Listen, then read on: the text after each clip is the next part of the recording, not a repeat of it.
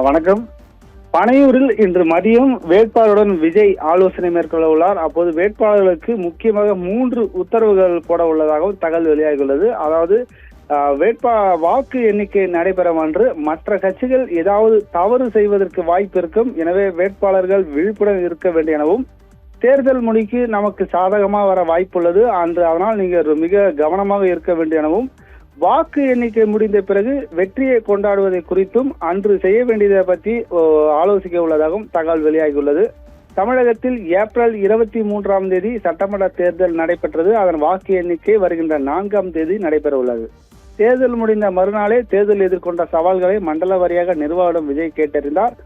இந்நிலையில் இன்று மதியம் சென்னை கிழக்கு கடற்கரை சாலை பனையூரில் உள்ள தமிழக வெற்றி கழக தலைமை அலுவலகத்தில் தேர்தலில் போட்டியிட்ட வேட்பாளரும் விஜய் ஆலோசனை செய்ய உள்ளார். இன்று நடைபெறும் ஆலோசனை கூட்டத்தில் முக்கியமாக வாக்கு எண்ணிக்கை நடைபெறும் என்று தவினர் செய்ய வேண்டியது குறித்து ஆலோசிக்க உள்ளார்.